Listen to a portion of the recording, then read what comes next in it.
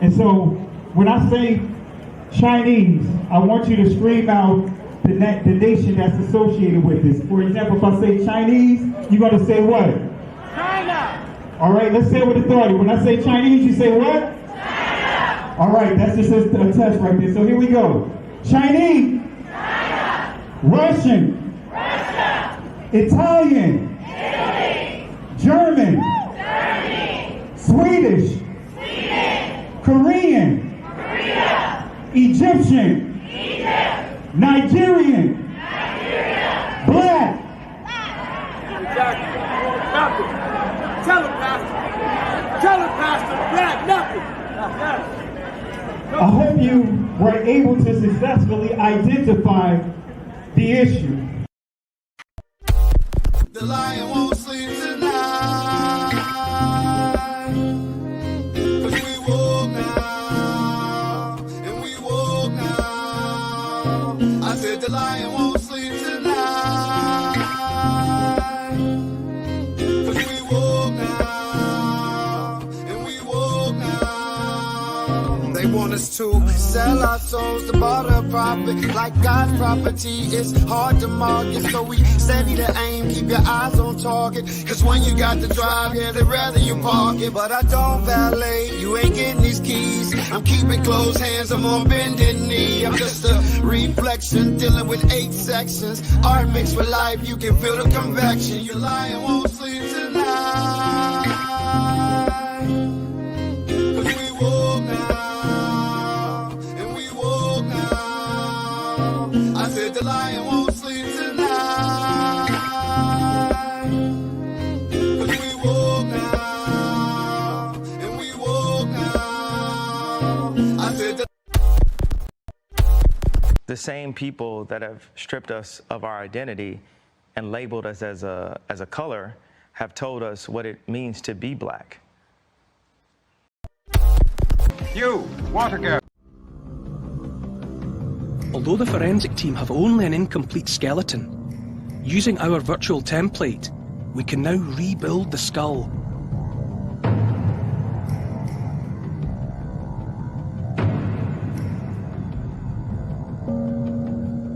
Hilke and Fabian thought the skull was lost forever, so I'm dying to see how they'll react. We've been looking for the skull for a long time. And we don't have the real thing, but we've got the next best thing, which is a very exact replica. Cool. Super. And this is where it should be. May we touch it? Yeah, of course. It's of course. No, it's cool. This is really cool, yeah. Brilliant. Perfect. It's really like looking in her face. Yeah. Yeah. But this is quite another thing, to have the skull of her in your hands. Yes. This is a really enormous, big feeling. Wow. Well, it was worth bringing in. Driving them home. Yeah. Yes. Super. The forensic team are convinced they've proved beyond doubt that these are the bones of Princess Arsinoe. But rebuilding the skull has unlocked an incredible secret about her ancestry. But the CT scan has one more surprise for Alejandro. Shamai's ethnicity. Well, they have just told me that Shamai had Nubian features, which means that their ruling family was probably Nubian, and that was unexpected. Examining Shamai's anatomy closely, the thickness of his bones and the shape of his nasal cavity, the anthropologists think he was a black African, likely from neighboring Nubia. A huge revelation that challenges the prevailing image of the Egyptian ruling class. We always thought the ancient Egyptian elites were Mediterranean type. We always thought the ancient Egyptian elites were Mediterranean type. We always thought the ancient Egyptian elites were Mediterranean type. We always thought the ancient Egyptian elites were Mediterranean type.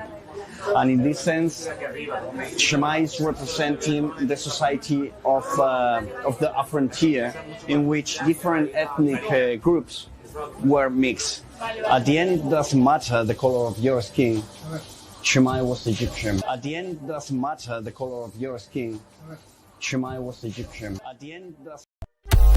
Now, the problem for me, it's not about color. It's not about white and black. This is a very reductive way to talk about things. This is the way that Americans talk about it. I'm very sorry. Like, I come from Egypt. Egypt has a very diverse color palette. People can look like me or they can look deeper skin tone like Anwar Sadat, who comes from a Nubian origin. It's not about black and white. It's not about black and white. It's not about black and white.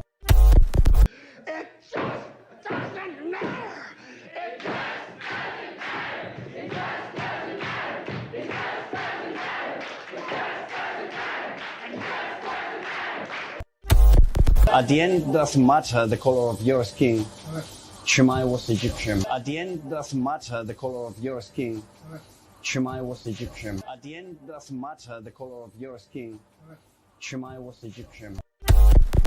It just doesn't matter. It just doesn't matter. It just doesn't matter. It just doesn't matter. It just doesn't matter. It just doesn't matter.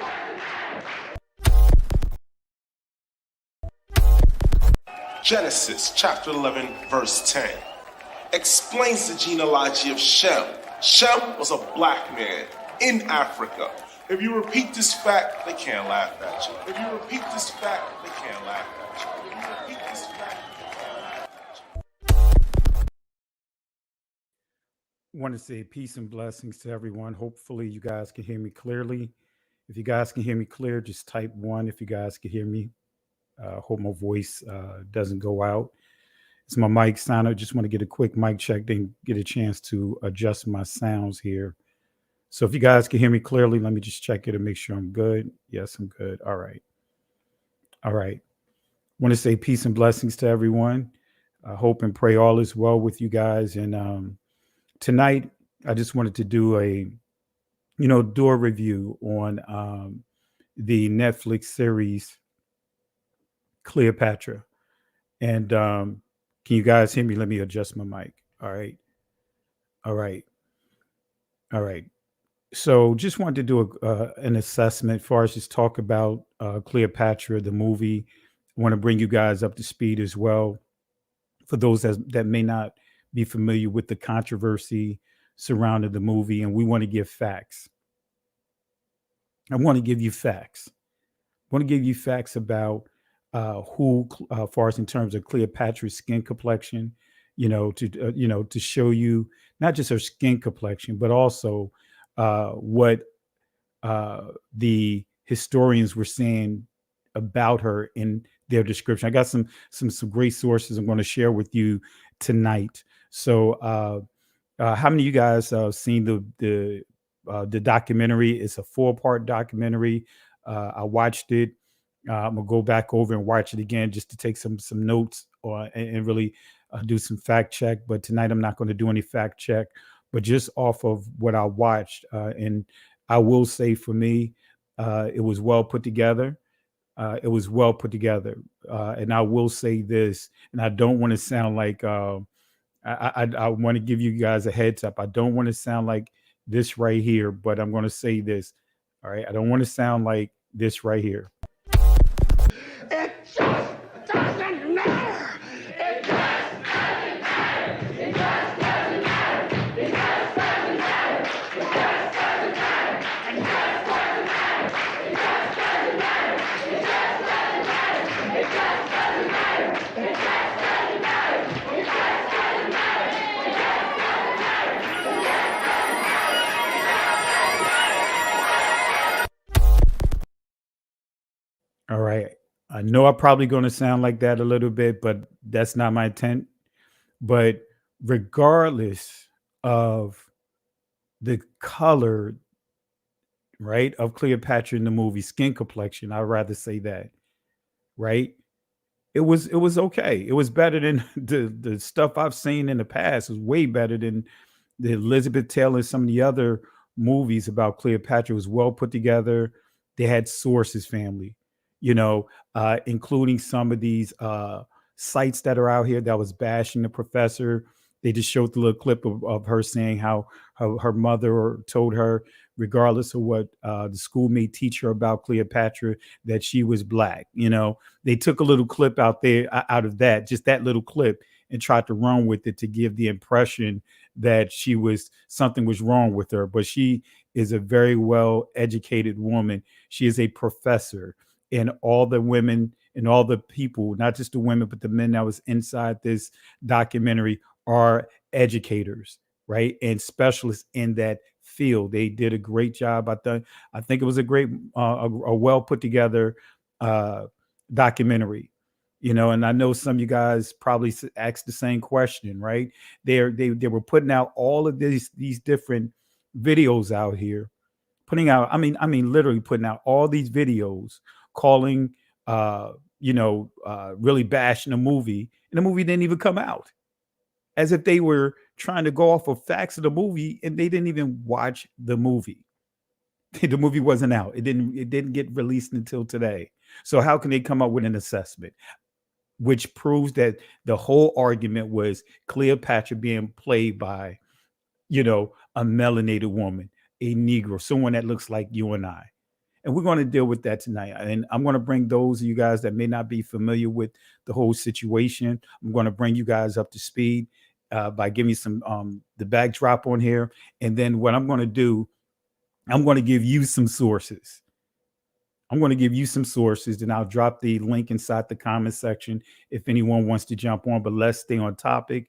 And family, I want to say this, if you do the history of and the research on and the study on Cleopatra, you'll understand, the behaviors that you saw wasn't just isolated. When you study history, the Romans did not like her. They did not like her. They did not like her because of the power and authority that she had. They did not like her. Right. But nevertheless, let's go ahead and get into it. I don't want to just do a lot of, sound like I'm doing a rambling or anything like that. But I'm going to give you some information for many of you guys that may not be familiar with Cleopatra. And I want to say this again, regardless of, what is said about her behavior of marrying her own brother. Guess what? That was something that was common, not just with the Egyptian culture.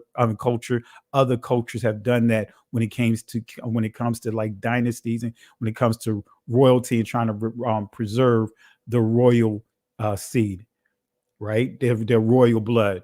Yes, this is Carol. It aired. It's been available since earlier. I want to say earlier today, early part of this morning. So it's a 4-part. They released it, all 4 parts of it. So I watched it. So it was, and I'm going to put matter of fact, let me do it right now, and I'll keep this running through this presentation. Let me just put a survey up in here, and you guys can, if you watch the movie or the series, you can vote and just share your thoughts, share your votes rather. Let me go ahead and put this in here real quick. But again, for me, watching it was well put together. We got to give Jada Pickett Smith her props on that. She did a great job. Actually, the whole series that she's doing with women leaders, women queens. I mean, of course, women aren't queens, right? But the entire series that she's doing on Netflix is top notch. It's top notch. They invested a lot of money into this here. So I encourage you guys, don't get caught up on what you hear others say. Watch it yourself. Anyone that is telling you not to watch it, or anyone that's coming up with all kinds of craziness in terms of that's not what I want. All kinds of craziness of trying to say that Cleopatra wasn't a melanated woman, including the modern Egyptians that are over there right now. There's people doing videos saying, "Hey, I'm Egyptian. I live over in Egypt, and I can tell you that Cleopatra wasn't black." Come on, lose me with that. Lose me with that. Lose me with that. Now all of a sudden want to go there with the Egyptians not being dark melanated people. Oh, we come in all shades. No, Negroes come in all shades. Dark melanated people come in all shades. When you hear people say that they come in all shades, what they mean is all races, different race groups, racial groups that did not exist during that time. So let me put this in here. Let's see here.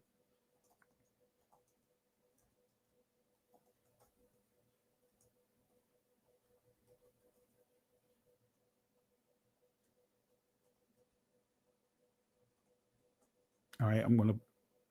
I didn't want a Q and A. Let me get that out of here. Let me stop that. Don't want a Q and A.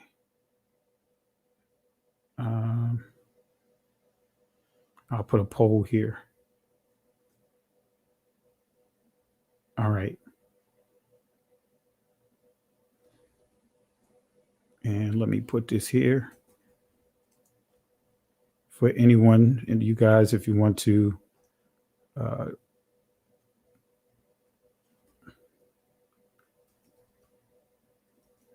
let's see here real quick. Then we'll get into it. Just going to post my Cash App for anyone that want to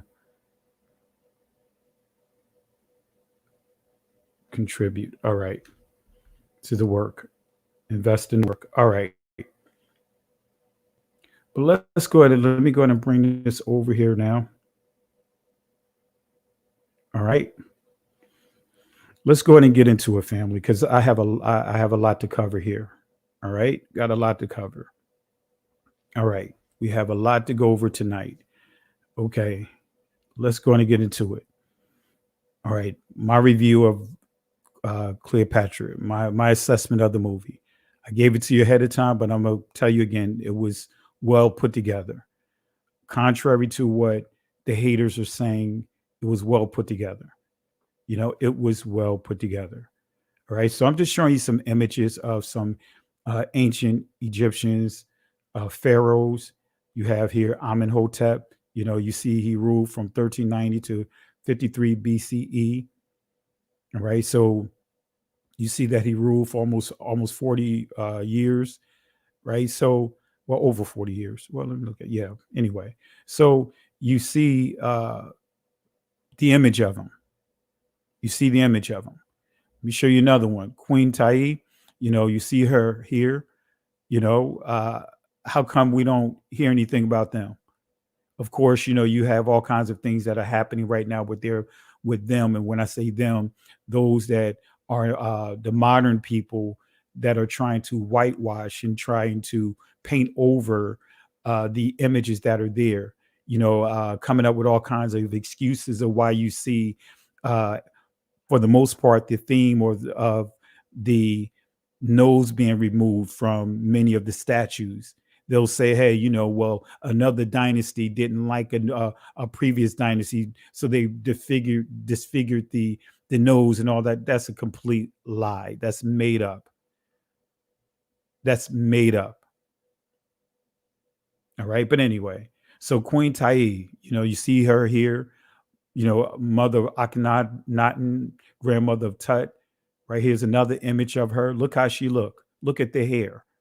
Look at the hair. All right. Look at the hair. So let me bring you guys up to speed with what transpired here. All right. Let me start with the director here because I want to give shout outs and kudos to her for even standing her ground. Right. This is out of the calculated or the selective outrage that many have expressed on social media, running around with this mob mentality, this pitchfork and, fire and all this, got this lynch mob going on, trying to rally up the troops to go at and bash this documentary. The documentary was very well put together, very well put together. But anyway, this is her response to the controversy in the comments that was said about her. Let me go back here. Actually, let me do something real quick before I go on. Let me clear something here. I saw something that shouldn't happen. I may not be able to clear it up. If not, I'll just go through it. All right. Anyway, let's go and get into it. All right. So, why is it doing this? All right. All right. While shooting, I became the target of a huge online hate campaign. Egyptians accused me of blackwashing and stealing. Right. She goes on to say their history. Some threatened to ruin my career, which I wanted to tell them was laughable. I was ruining it very well for myself. Thank you very much. No amount of reasoning or reminders that Arab invasions had not yet happened in Cleopatra's age. And we're going to talk about that real briefly. Why does she say the Arab invasion? Why does she say the Arab invasion had not yet happened in Cleopatra's age? Because when you start understanding the Ottoman Empire, when you start let me stop this right here. Let me fix this real quick, family, because I got some auto animations going on here that should be clear, but for some reason it's not. It's bear with me one second. Let me fix this real quick. All right. Let me stop this slideshow real quick. All right, let me stop this real quick because I don't like what it's doing. It's messing me up here. So let me fix this present slide here.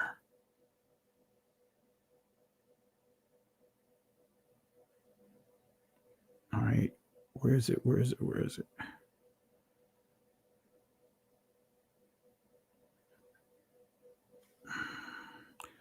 Bear with me one second, family.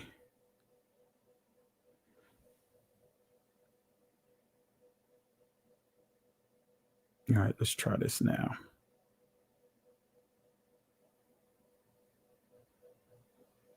Just making sure that there's no animations going on here because it's messing me up here. That's why you see the auto going on with the presentation. It keeps jumping on me, and that's because when I do my videos, some of my videos I use PowerPoints to help put certain things together. So let me clear that up, the timing. All right, that should do it. All right, let's try this again. All right, let me share this now.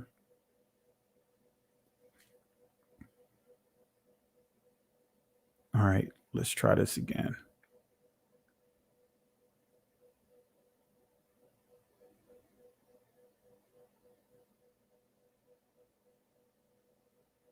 Oh, come on now.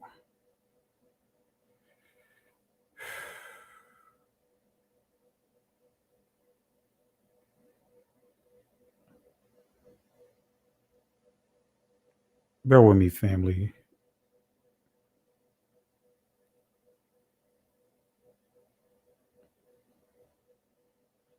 Bear with me one second. Now, all of a sudden, I'm having problems with StreamYard. StreamYard is acting quirky now.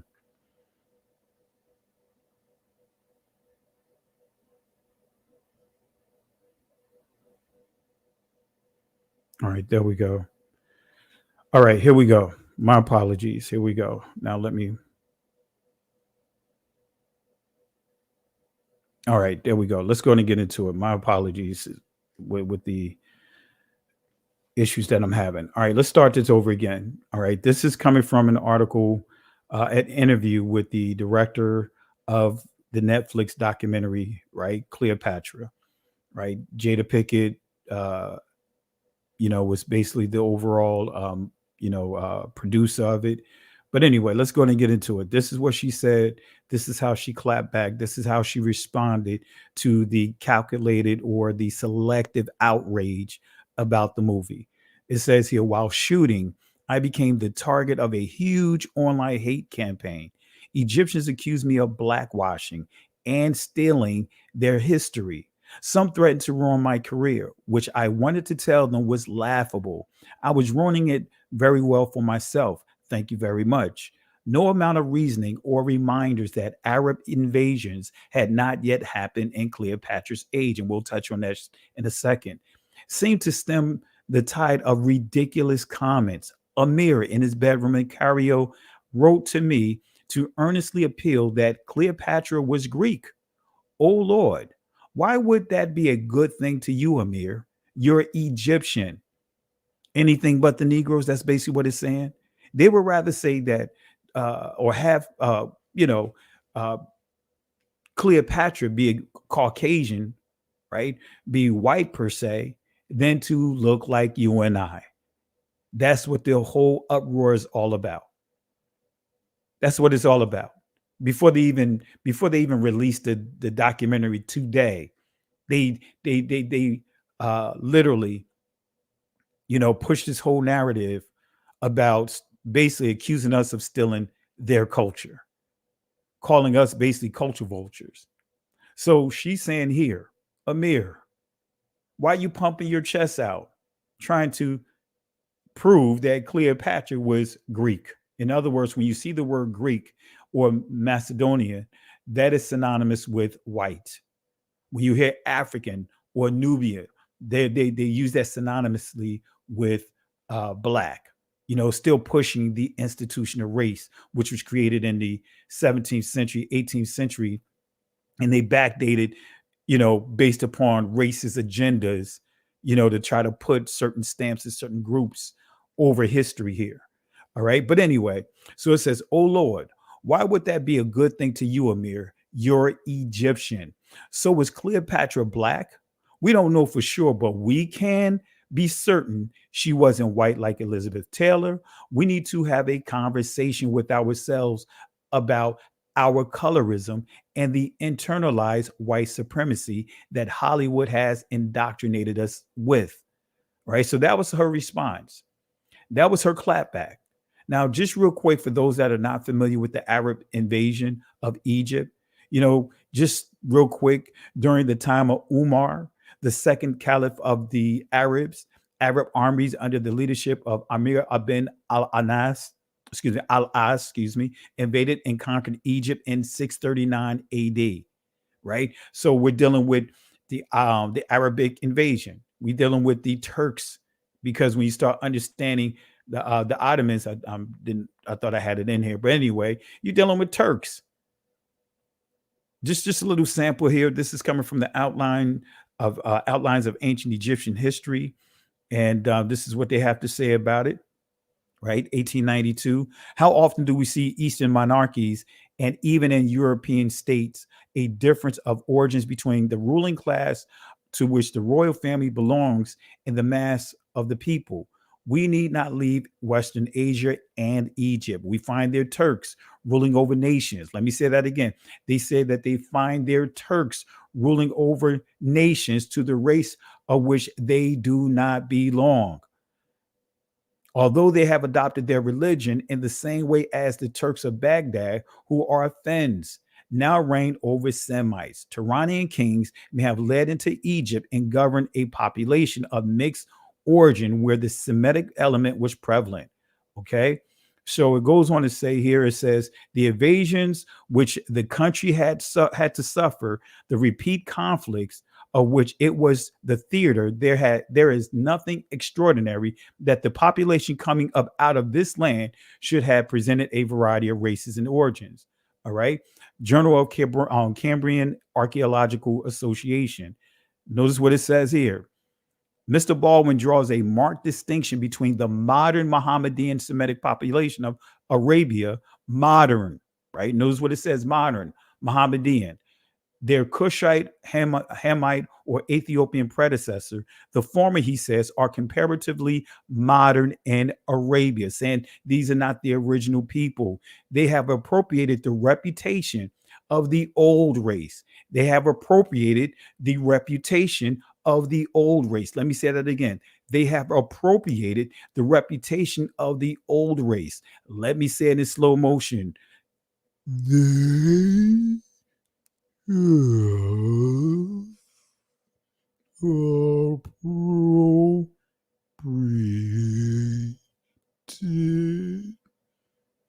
the reputation of the old race. For the people in the back. and have unduly occupied the chief attention of modern scholars.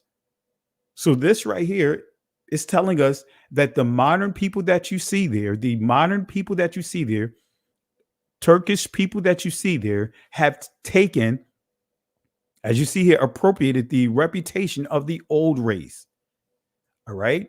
So the Ottomans, in other words, the Turks invaded Africa in 1534 and remained a ruling power in Africa for 4 centuries and established 5 separate administrations in Algeria, Tanzania, uh, uh, not Tanzania, Tunisia, Libya, Egypt, and Eritrea. Excuse me if I'm butchering this name. Eritrea. That's how you pronounce it. Eritrea. All right. Forgive me if I butchered the name. All right. So this here is just giving you some imagery, some images that they won't share with you when they deal with Nefertari, right? Moses Nefertari, right? Not that created bus that they were circulating on the Today Show a few years back, about 4 years ago, when they called themselves recreating it, right? This is the image that they won't show you, right? That she had locks, she had braids, right? This is Moses Nefertari, the 18th dynasty, but she's not the only one. Let me show you an image of her servant, her nurse, right? Her assistant, right? Dame Ray or Lady Rai or Ra'ai, right? So nursemaid to Queen Moses Nefertari. Or, here it is right here. These are two different images. And I wanted to make sure, I didn't really, I don't like how, I don't agree with them going into the tombs and going into the people that is buried and they're putting them on display the way that they are. For example, in the full image of this, they show the whole top of the women. I don't agree with that. That's why you don't see me showing the full image, because to me, even the scripture talks about not respecting and not honoring, it speaks against not honoring or being respectful to those that have been laid to rest, especially doing stuff like this. So I don't agree with the excavation of how they're going into these areas and putting on display people that they don't even that don't even belong to their culture. The British Museum have them all up in there. So again, that's why I made it a point not to show the whole image, just enough so you can see, as you see here, the braids here. Come on now, that's our people. This is our people, this woolly hair, and her assistant. So these are two different women. That's why I'm showing you here. These are two different. Look at the woolly hair here. This is her nursemaid. This is the nursemaid to Queen to Moses Nefertari.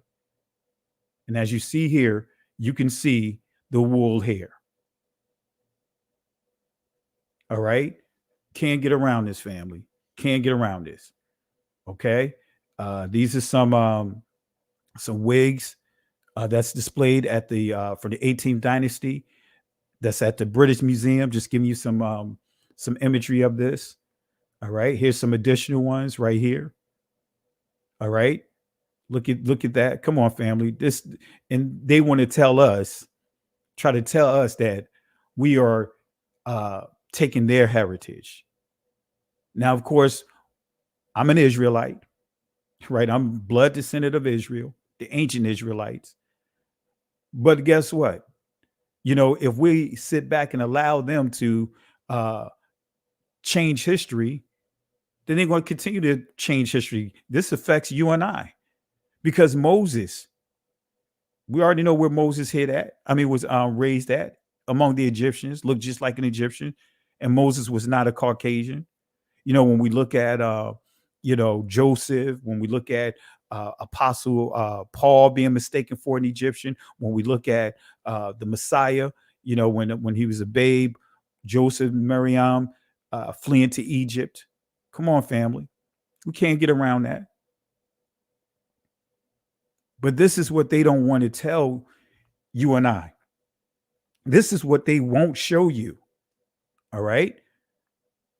So again, for those that have joined us for the first time or joining us late, this is what we're dealing with right now. We're dealing with our Netflix overview, well, not overview, just a review. I already told you what I think about the documentary, but I'm just going to give you some facts about the appearance of Cleopatra and some of the ancient Egyptians.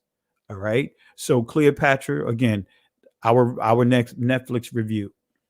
All right. So this person right here, right? This person right here has done a lot of, I would say, deceptive practices over in Egypt when it comes to whitewashing and manipulating history, right? This person right here, his name is Dr. Zahi Hawass, right? His response to the whole so-called selective outrage, right? Leading Egyptian archaeologist Dr. Zahi Hawass has released a statement online saying that Cleopatra was not black. Zahi Hawass is the chairman of the Egypt's Supreme Council of Antiquities and Undersecretary of State to the Ministry of Culture. He played a major role. If you guys study Cheek, oh man, I can't think of his name now. Diop, yeah, Cheek, Anna Diop, right? Brother man from West Africa. He came up. He and I can't remember the other scientists off the top of my head. I have the information here anyway. I think his name is Obinga. They came up with a test, right, to prove whether or not, or to determine whether or not melanin is in the skin. And they could tell you just from their test if it's a melanated person, a Negro, a black person, so to speak. Right. And they proved it with accuracy, 100% accuracy. But these guys didn't want them to test any of the mummies or any of the discoveries that's over in Egypt. Right. They wanted they made it a point to make sure that they could not test them. They denied it. I'm going to show you here. So this guy right here is the reason why you see a lot of the craziness that we see today. In this book right here, I made this. I gave you guys this. Use this as a source. This is Black Genesis for those who want to know more about what I'm covering here. About the ancient Egyptians. Dr. Robert Bauval and Thomas Brophy. These guys did a great job of putting this book together. There's other books that they have, but Black Genesis is a great book, and they expose the agenda of Hawass and some of these other groups that are over there in Egypt, and makes it clear about the ancient Egyptians, and actually highlights Cheek and a Diop right inside this book here. Right. And so this is just a little bit of it. I'm not going to go too deep with it, but it says here Diop's silver bullet, however, was the proven scientific method that can determine skin color by the analysis of the melanin content in mummies from ancient Egyptians. And he insisted that, contrary to the words of Egyptologists, it is entirely possible to determine the melanin content of ancient mummies by microscopic analysis in the laboratory. Melanin, or more precisely, eumelanin, is a natural is a naturally produced polymer responsible for skin pigmentation. It is insoluble, and can be preserved for millions of years, such as in the skins of fossilized creatures. Diop claimed that it can be measured in the skin of Egyptian mummies, even though Egyptologists lament that the skin of mummies is tainted by embalming material and thus is no longer susceptible to such analysis. But guess what? Diop rejected this by showing that although the outer epidermis is where the melanin is usually found, melanocytes are particles deeper in the skin where they are not destroyed by the mummification process. So from samples of common Egyptian mummies from the Musée de l'Homme in Paris, Diop was able to show high melanin levels that are not found in white-skinned people. Diop wanted to apply the same analysis. Notice what it says here. He wanted to apply the same analysis to the royal mummies kept in Egypt, but the Egyptian authorities refused to give him that okay. That's what it's saying right here. But then it goes on to say here, Diop also reviewed the various statements made by ancient Greeks, and also Diop was also a linguistic. He was, he specialized especially in the hieroglyphs, right? But anyway, Diop also reviewed the various statements made by ancient Greeks and Romans who visited Egypt, as did Martin Bernal later in Black Athena. Diop asserts that if we accept what the ancient Greeks and Roman writers say, and frankly, there are no good reasons why we shouldn't, then we must conclude that the ancient Egyptians were black skinned. For these writers leave us no doubt that they saw Egyptians as dark or black men. Egyptologists, on the other hand, insist that we should not take seriously these ancient writers. A few Greek and Roman writers make it clear, writers make clear Diop's point. So let me play you here. This is a video that I did, a video clip here, and you have, and I just read off ancient writers giving proof that the ancient Egyptians were dark melanated people. Now let me play this real quick so that way you can hear, and you can write down some of these sources. Here we go. Herodotus, 450 BCE, who is considered the father of history, states that it is in fact manifest that the Colchidians are Egyptians by race. Several Egyptians told me that in their opinion, the Colchidians were descendants from the soldiers of Sesostris. I had conjectured as much myself from 2 pointers. Firstly, because they have black skin and kinky hair. Aristotle, 320 BCE, the great philosopher and father of scientific thinking, speaks rather derogatorily about the Egyptians, but nonetheless shows that he too regarded them as black skin. Those who are too black are cowards, like, for instance, the Egyptians and Ethiopians. But those who are excessively white are also cowards, as we can see from the example of women. The complexion of courage is between the two, in other words, brown or tanned. Aeschylus, 480 BCE, in his play The Suppliants, comment on an Egyptian ship. I can see the Egyptian crew with their black limbs and white tunics. Apollodorus, 70 BCE, affirms that Egyptos conquered the country of the black-footed ones and called it Egypt after himself. Greek writers, Lucian, 180 BCE, presents a dialogue between two Greeks, Lencinus and Timolas, discussing a young Egyptian boy. Lencinus, this boy is not merely black. He has thick lips and his legs are too thin. His hair worn in a plait behind shows that he is not a free man. All right. So family, you heard it with your own ears, right? You heard it with your own ears, given sources proving that other historians of that time. See, I'll give historians closer to that time more credence, more credibility than these so-called modern scholars who has agendas that's based upon the institution of race. So you heard with your own ears, you saw on the screen, uh, historians bearing witness, whether they were Greek or Romans, bearing witness that the ancient Egyptians were dark, melanated people. All right. So, but let's go ahead and let me show you this here about what Josephus also says about the Greeks. Right. He bore witness. You guys remember this, how the Greeks were stealing and taking someone else's culture of countries that they conquered, and basically hijacking it as if it was something that came from them.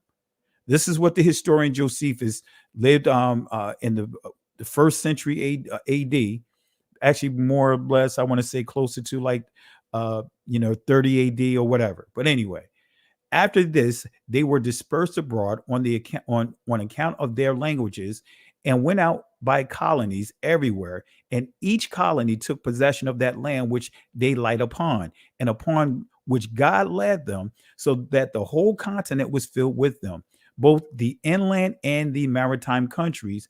There were some also who passed over the sea in ships and inhabited the islands. And some of those nations do still retain the denominations which were given them by their first founders. But some have lost them also, and some have only admitted certain changes in them that they might be more intelligible to the inhabitants. And they were the Greeks.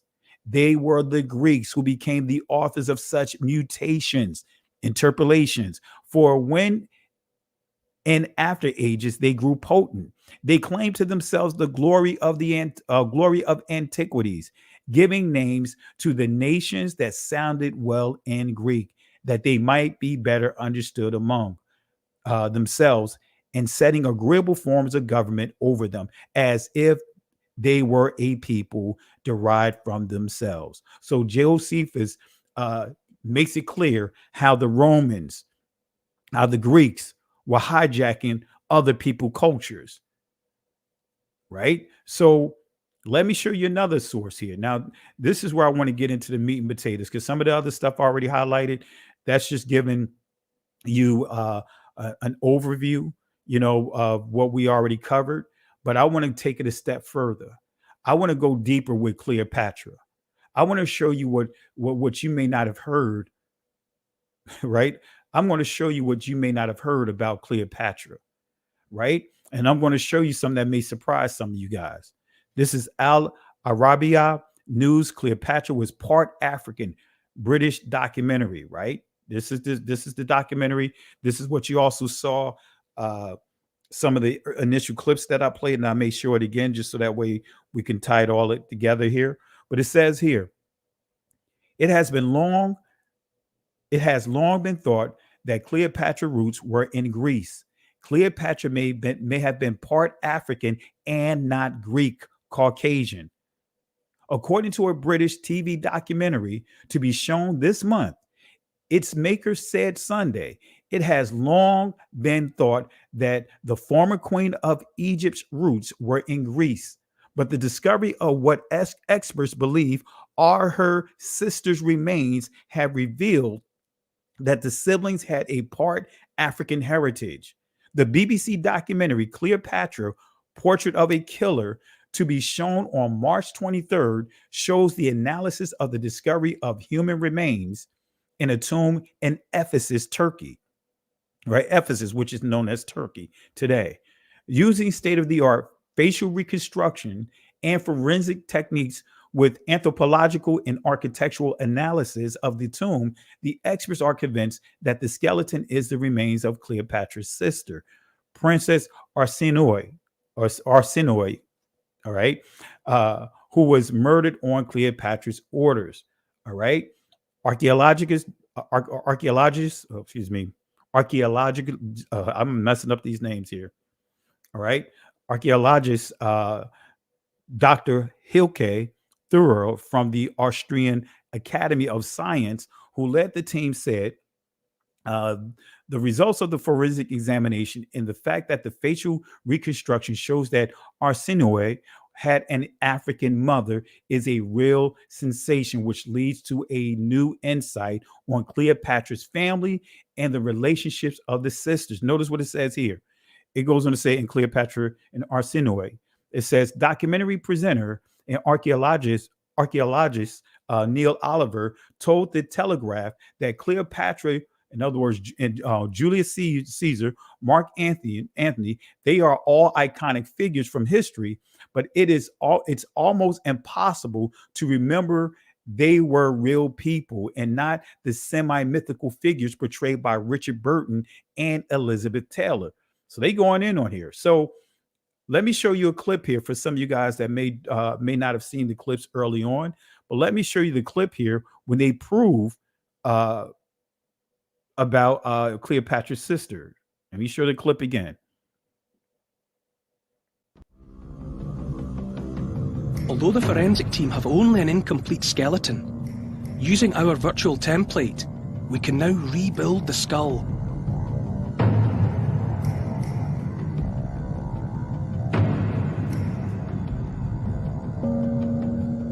Hilke and Fabian thought the skull was lost forever, so I'm dying to see how they'll react. I know you've been looking for the skull for a long time. And we don't have the real thing, but we've got the next best thing, which is a very exact replica. Cool. Super. And this is where it should be. May we touch it? Yeah, Of course. It's Of course. No, it's cool. This is really cool. Yeah. Brilliant. Perfect. It's really like looking in her face. Yeah. Yeah. But this is quite another thing to have the skull of her in your hands. Yes. This is a really enormous big feeling. Wow. Well, it was worth bringing then. Definitely home. Yeah. Yes. Super. The forensic team are convinced they've proved beyond doubt that these are the bones of Princess Arsinoe. But rebuilding the skull has unlocked an incredible secret about her ancestry. All right. So for most of you guys that may not know, that far as Cleopatra, they haven't recovered her body. Why? Because basically in a nutshell, it was she was buried supposedly with Mark Antony, but they don't know where it is. Could quite possibly been burned, just like how Romans would normally do their dead, right? They burn them. They what you call it? I can't think of the term now. I'm drawing a blank tonight. But far as the Egyptians and other melanated cultures, we bury, far as like the Israelites, we bury our ancestors. We don't cremate them. That's the word I was looking for. Cremate. The Romans, the Greeks, they cremate their people. So it's believed that they could quite possibly be cremated.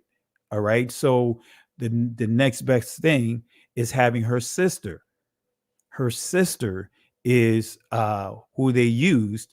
So they proved that the sister, right, is not, as they teach, and how when I say they, these modern people want to say that she was Greek, she was Macedonian. In other words, saying that she was white.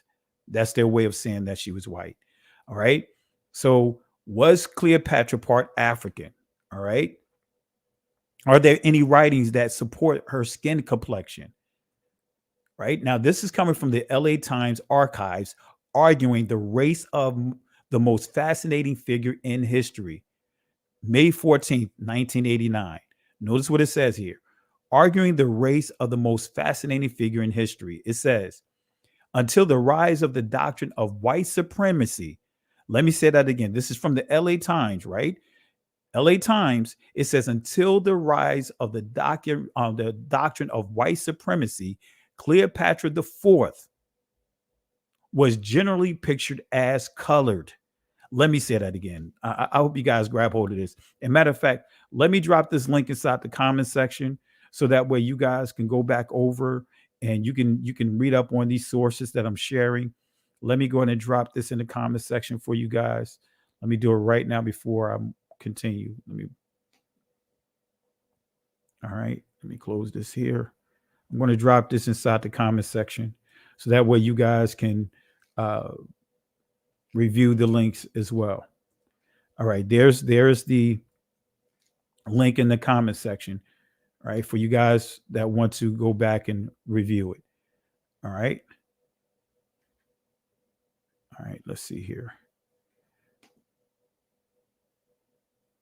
All right. Here we go. All right. Let me get back over here. All right. So until the rise of the doctrine of white supremacy, Cleopatra VII was generally pictured as colored. I'm going to show you some proof here. Shakespeare and Anthony and Cleopatra calls her tawny. In his day, mulattoes were called tawny Moors. In Act 1, Scene 5, Cleopatra calls herself black. Think on me that am with Phoebus, armorous pinch black. Then it goes on to say C.W. King in Antique Gems and Rings, 1872 says, as it says, as late as the 16th century, Cleopatra was regarded as a Negro woman. What did it says?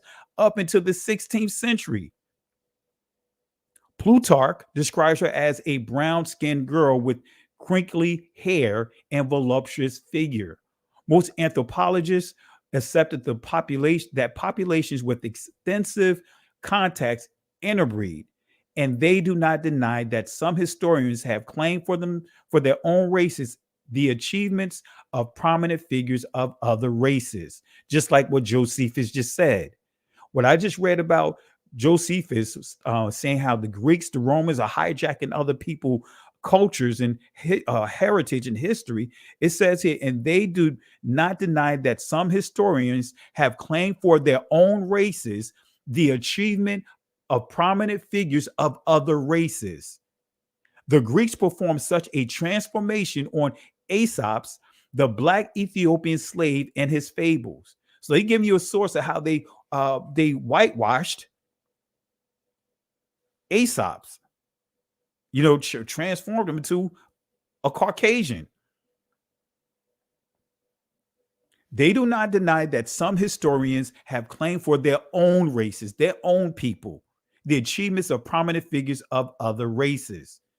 But Cleopatra's father, notice what it says here. Cleopatra's father, Ptolemy VII, shows pronounced Negro traits. As for Cleopatra VII, there is no bona fide portrait of her. Hollywood and Miss Taylor notwithstanding, right? So, but they're saying here, this is the LA Times back in 1998, saying even Cleopatra's father, Ptolemy VII, shows, right, pronounced Negro traits. Come on, family. How come they're not going after the LA Times about this? How come they're not going after the LA Times about this? But I'm going to take it a step further, family. I'm going to go to some of the sources that they listed here. Let's go to the Antique Gems and Rings, 1872. Let's see what they say about Cleopatra. As you see here, as late as the 16th century, Cleopatra was regarded as a Negro woman. Here's the source right here. Antique Gems and Rings, 1818 to 1888 by C.W. King.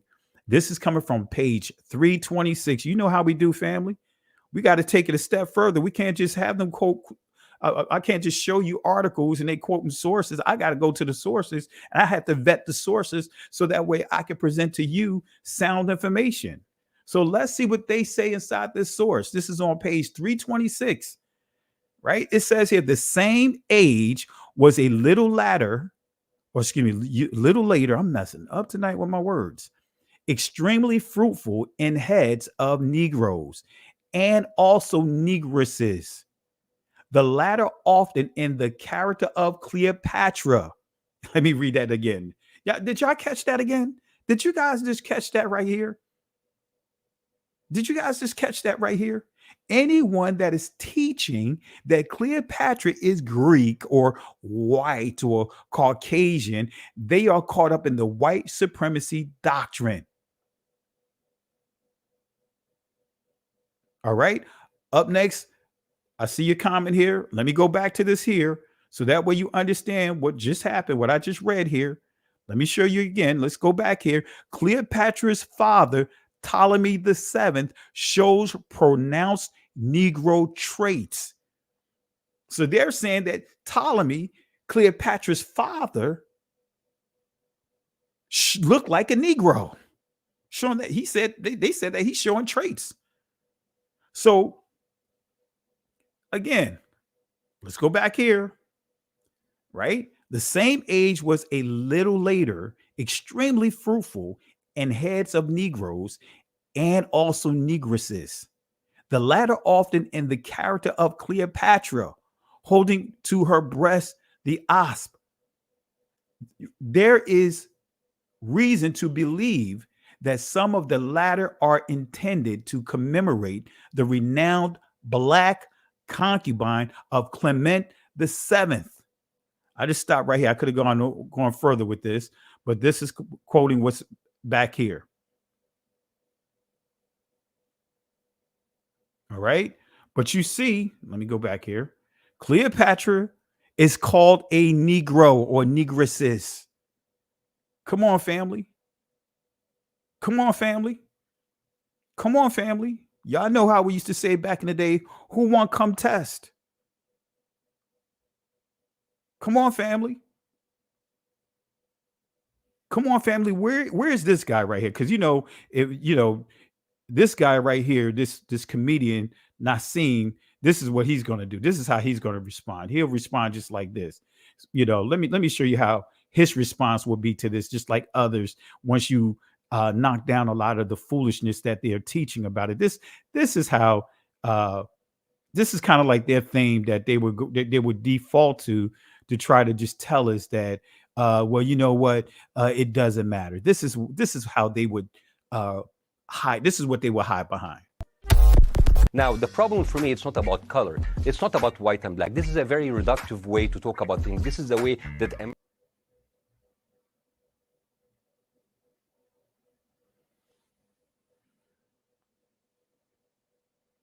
All right, family, it looks like my thing is acting up here.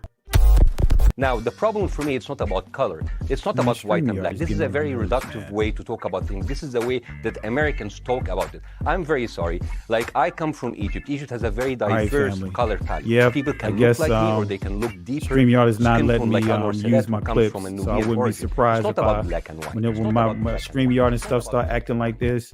Don't be surprised if I be put in lockdown.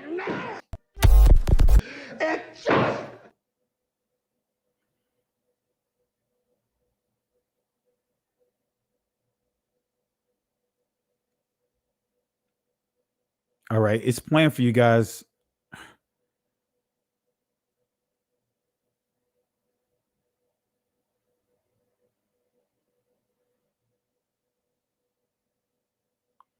Yeah, see, on my end, it looks like it's playing for you guys, but I can't see that it's playing.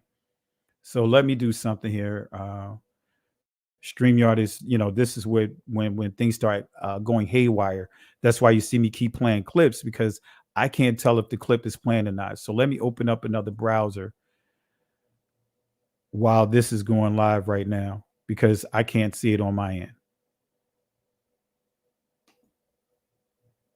And this is what they start doing. When I say they, when you start dealing with these algorithms and you start touching on something, on things that they don't want you to touch on, you start seeing these type of things happen.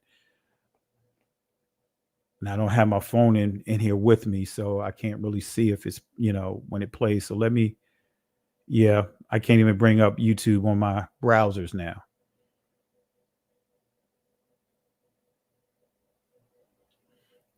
All right. See, it played for you guys, but I can't see it on my end. So I'm going to let me close out a couple of things. Let me close out some of this stuff here.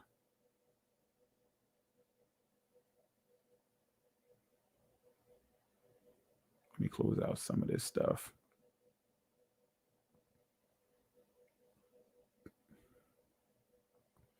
All right.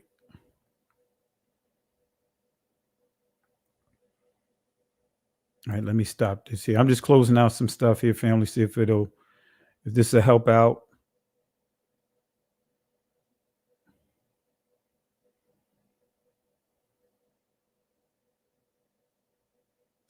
All right, let's try this again.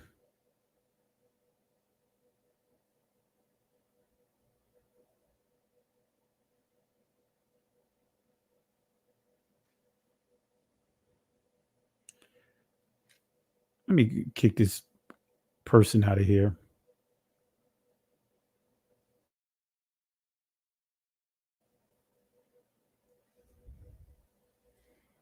All right, let's see here. All right, let me try it. Let me see if that helped. I'm just closing some things down to see if that'll help. But it seems like when I do certain teachings, that's when StreamYard just go haywire. So let me do one more thing. I'm just trying to close out some things here real quick.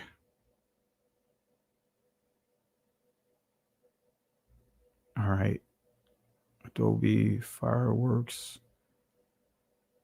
All right, let me close this out. All right, let's close this one out.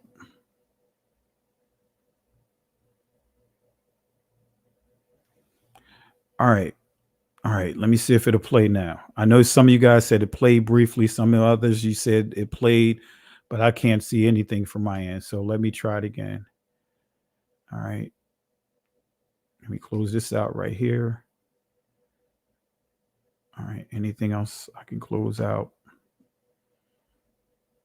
Yeah, I'm just trying to see whatever I could do to try to. All right, let me close one more thing out, see if this will help. All right, let me close one more thing.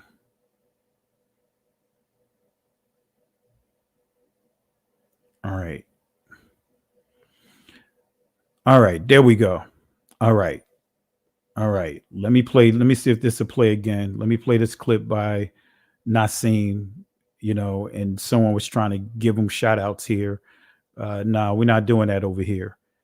Keep that stuff elsewhere. I'm not giving nobody shout outs.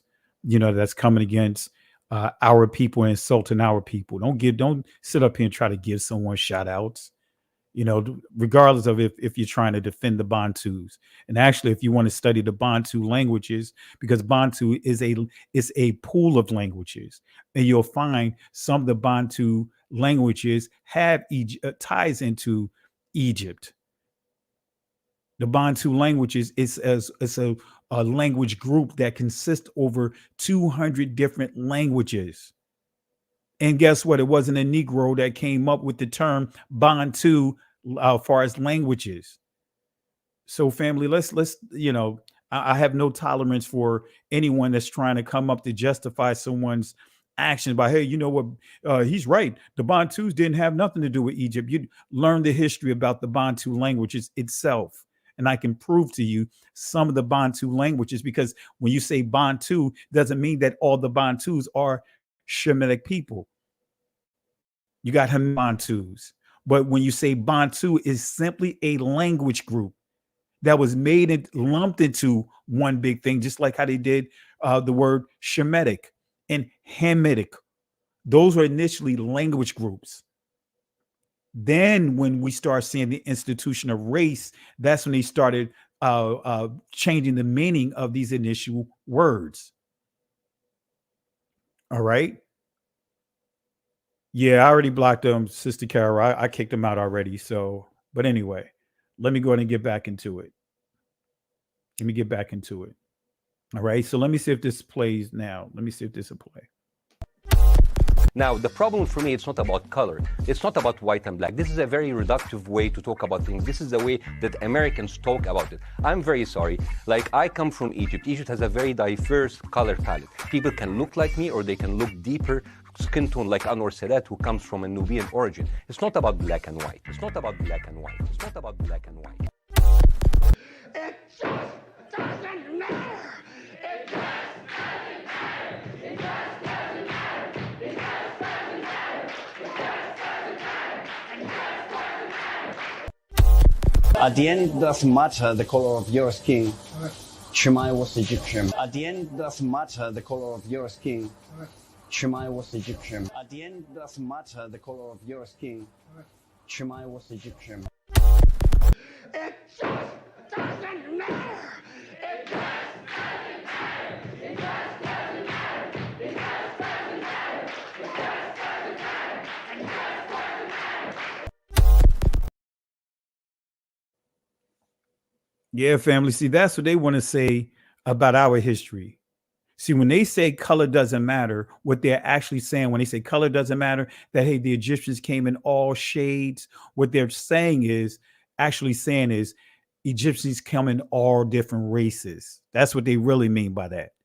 Now, when we say that Negroes come in all different shades, we're not dealing with a race thing. But when you hear others say that, that's what they're actually saying. That's what they mean by it.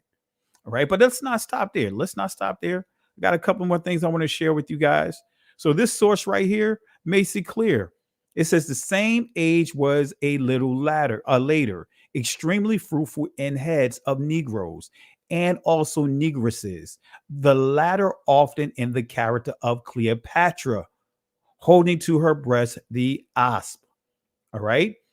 So let's go to this play, Anthony and Cleopatra by Shakespeare, or Antony and Cleopatra. This is Shakespeare actual play that he wrote. This is Shakespeare. This is Act 1, Scene 1. So this is what we're dealing with right here, right? It says, nay, but the dotage of our generals overflows the measure those his goodly eyes that o'er the files and musters of the war, having glowed like plated Mars, now bend, now turn, the office and devotion of their view upon a 20 front. Wait a minute. It says upon a 20 front, his captain's heart. Now, notice what it says here. Please see the bottom of this page for explanatory notes. Let me show you up here. It tells us to go to the bottom of the page so that way we can get an explanation on key items that are shared here. For example, Tawny. Let's go down to the footnotes. Let's go to the explanatory notes that's here. All right, here we go. Notice what it says here. Tawny, front, dark countenance. Cleopatra was a Greek, but she is usually represented as darker skinned. Notice what you see here. Dark countenance. And family, you have to start peeling back because I started doing the research on the word tawny. I went to the etymological dictionary and it had yellow brown. You know, it didn't really go into the dark. I had to go back into some old dictionaries and I'm still going through it. I just shared one. I was able to put one inside here and you'll see that what that word is connected to, the Moors, so to speak, black or more, you know, in other words, dark skin. Not what you'll see there on the etymological dictionary online, the yellow, you know, they'll say yellow, orange, and all that other stuff. But let's go to the Webster Complete Dictionary of the English Language, 1886. This is what it says for tawny, right? It says this. Right, and that's why you got to go start pulling up some of the old sources. So when I saw it, I was like, man, get out of here with that etymology dictionary definition stuff. It'll just say yellowish brown, right? Color. But it was like yellowish, but it was like really not giving the full details of showing what tawny is. So yellowish brown, that would still tie into someone being of a lighter hue, but it's still a yellowish brown. Still confirming, even if we go with the lady that played the character of Cleopatra in the movie. But notice what it says here, or persons who are sunburnt as a tawny Moor or Spaniard, right? Because remember, when we went to the LA Times, let me go back here to the LA Times, when they was giving us some information here on tawny, notice what it says here. It says here, Shakespeare Antony and Cleopatra calls her tawny. In his day, mulattoes were called tawny Moors. Tawny Moors. So it wasn't what we would see yellow brown. No, we're talking about as we go here, where it says in this definition here, sunburnt as a tawny Moor. Sunburnt as a tawny Moor. Come on, family. This is dealing with somebody that is dark skinned. Not this a dull yellowish brown, but we go in here. It says persons who are sunburnt as a tawny Moor or Spaniard. All right. So let me make sure. Let me add a little animation here so that way you guys can see what it says in the backdrop, because I don't want anyone think that I manipulated or modified the actual source. So let me show you here in the back where we're reading from. This is it here. As you see here, of a dull yellowish brown, like things tanned, or persons who are sunburned, as a tawny Moor or Spaniard. But if we go with the yellowish brown, let's just say if we go with the yellowish brown, uh, there's a yellowish brown right there. If we go back to the beginning, there's a yellowish brown right there. That's what they don't want us to talk about. They don't want us to talk about the yellowish brown, right? That's what they're making getting upset about. But Shakespeare used tawny, and he's referring to Moorish, Spaniard. In other words, being sunburnt. Y'all know, come on, Negroes. When we out in that sun, we already dark, most of us. You gonna get darker.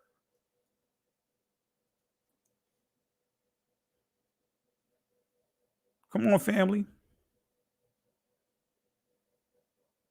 And for those that don't, that's asking about the dictionary, let me put the dictionary out here.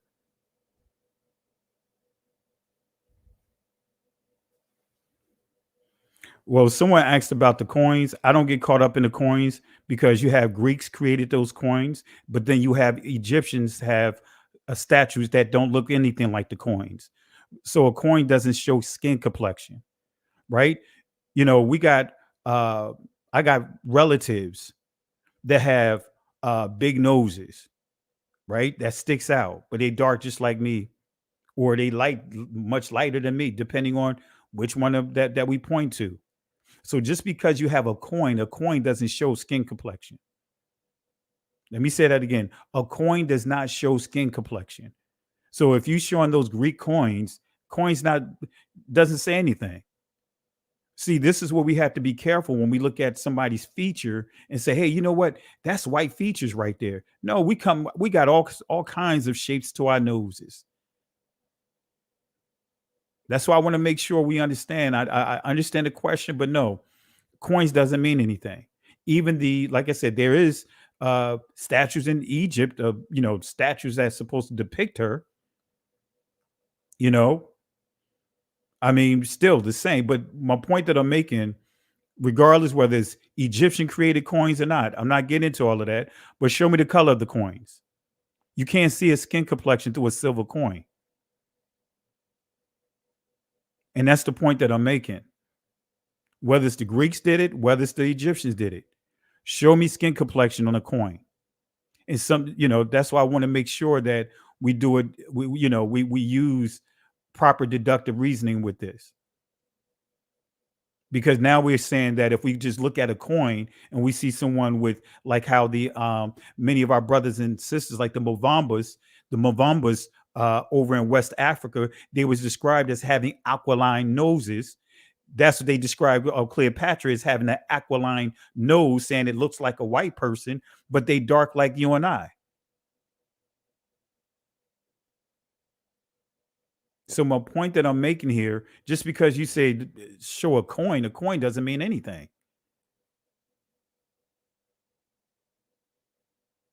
So you can have multiple coins, and I saw multiple coins, and not all the coins look the same. But even then, the coin doesn't show a skin complexion.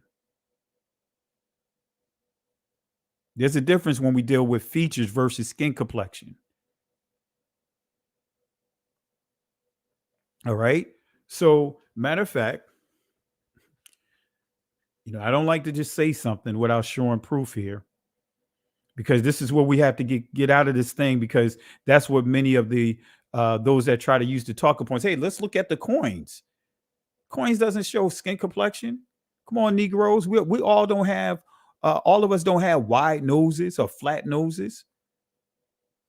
Some of us have pointy noses. Not every one of us have full lips. Not everyone of us have, for me, I have sleepy eyes. Man, anyway, that's what I'm saying. You cannot just go off a coin and say, all right, let's look at the features. Whether you want to say it's an Egyptian coin or whatever, when I looked at those coins, whether it's Egyptian, Macedonian, whatever, on those coins, it doesn't show skin complexion. All right. Let me show you one more thing here, being that I brought it up. Let me see here.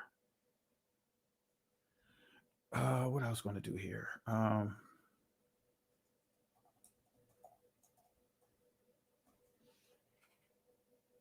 right, let's see here.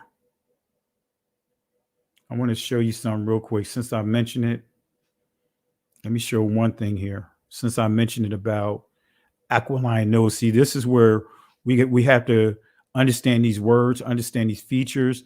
Just because, and you're looking on a coin, right? A coin, a stamped coin. Number one, a stamped coin is not going to show skin complexion.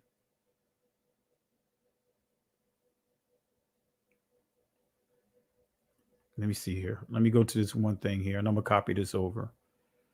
I want to show you something about the Mavumbas,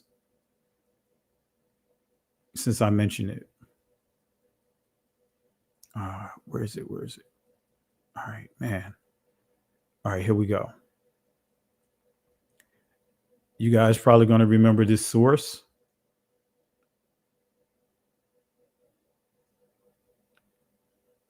All right. All right, let me show it here.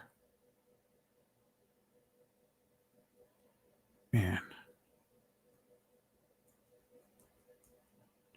All right, let me show you. Let me show this source here. Let me paste it over here. And I'm going to drop the link for anyone want to jump in real quick. Let's stay on subject. All right, let me show you this here. All right, let's go to here.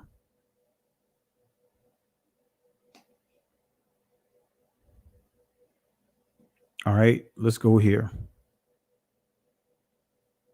This is Africa and its inhabitants, right? This is one group of Hebrews that's there, the Saracos. This is, let me see here where I want to go to. All right, here we go. The Mavumbas. It says here, a part of the local trade is in the hands of the Mavumbas, a people of grave and solemn aspect with intelligent eyes, straight or even aquiline nose, whose pronounced Semitic type has earned for them the Portuguese designation of Judeos Praeton, in other words, Black Jews. All right. So notice how they describe them with intelligent eyes. So because the stereotype about our people is that we have beady eyes, right? Tight, small, beady eyes. So when it says intelligent eyes, they're saying that their eyes look like white people eyes. When they say straight or even aquiline nose, saying that their nose are shaped like theirs. All right. So that's why I want to share with you this source here. As you see, saying that the nose is aquiline, straight or even aquiline. It's not flat, it's sticking out. So this is why I want to make sure you guys understand, just because you hear these, when people want to defer to, like, and I'm not trying to go at this person here. I saw it in the comments and I saw coins. No, when you look at these coins, guess what? Coins doesn't tell you skin complexion. Coins doesn't give you texture of hair. Coins not going to show you these things here. You can't get that in a coin. Right? We see coins of George Washington. Only reason why we know he's a Caucasian is because we know the history of George Washington. But a coin is not going to show you skin complexion. A coin is not going to show you that he had wood teeth, or not wood teeth, but teeth of our people inside his mouth. But anyway, my point that I'm making is you cannot look at a coin and extract out of that coin and say, hey, this is how Cleopatra looked. Because again, there's no pictures. And if there are, which I haven't seen any pictures. If they are, I can guarantee you they painted over it. But I haven't seen any pictures. There's no pictures as of Cleopatra. What you see is what was manufactured, what was created. Because I saw a picture, they tried to make her look like she was some Caucasian lady in the 15th century, like she was a Quaker. All right, but let me go and drop this in real quick. I did say I was going to drop the link. And again, my assessment on the movie, on the documentary, I encourage you guys to watch it. That's my assessment. All right. But as you can see here, family, just because you see, and I want to reiterate it, just because you see someone that made, like, for example, like the person made reference to a coin. All right. Just because you see a coin, don't play to this fact of thinking that we don't have certain features among our community.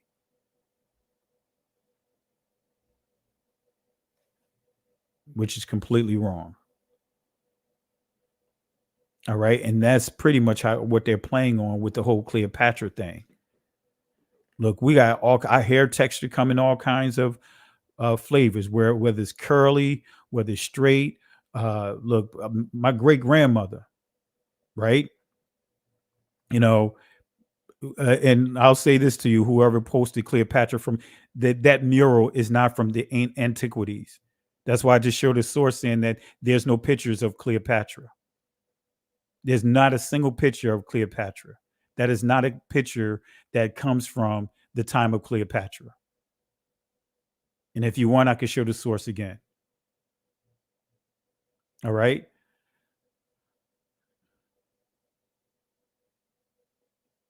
You there, Sister Carol?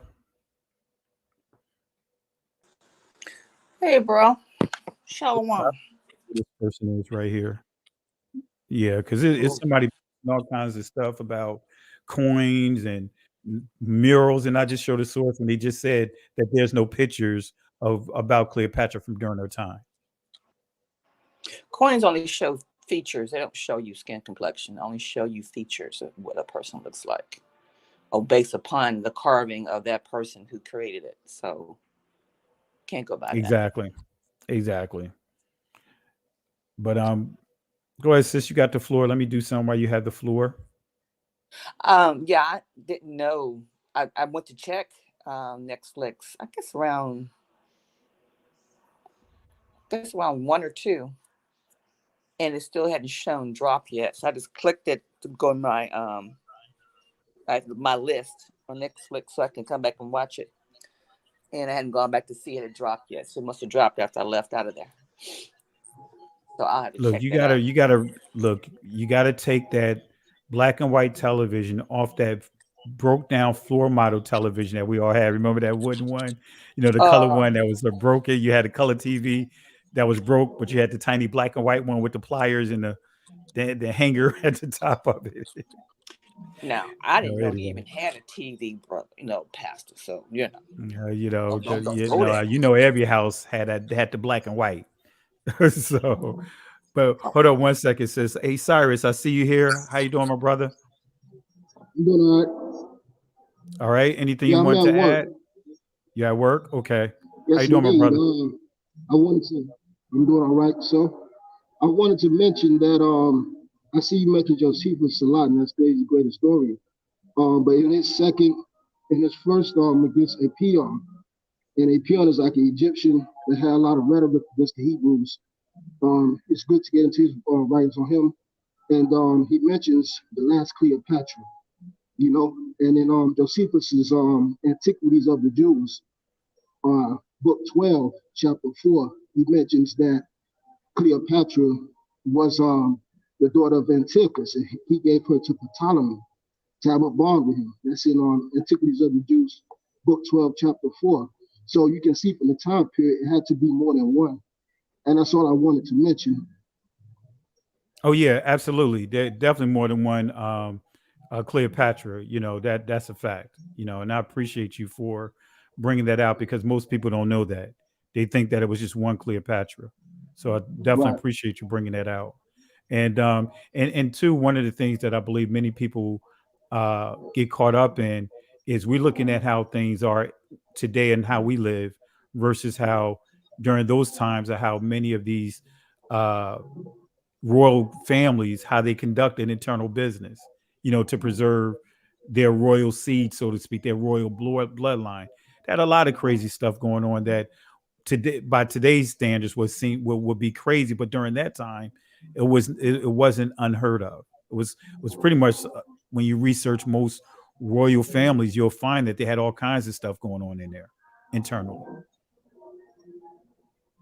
Yeah, I'm pretty sure they did. I mean, I just don't have a lot of information as far as into that, but just how he mentions that the last Cleopatra and what he said about her in his first against Apion, I think, you will find very interesting.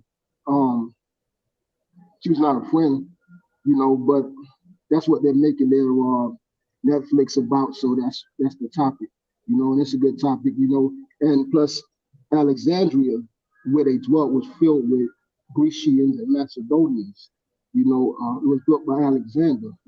All this is in his works. And he's a good addition to talking about her, even though he mentions her just a little, his whole body of work, but he does mention her.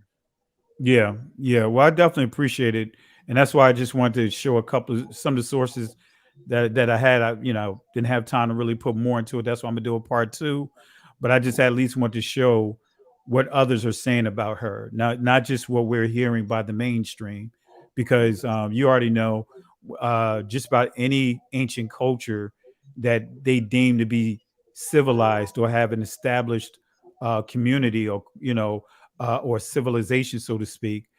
They want to, when I say they, other cultures like Caucasians want to hijack it.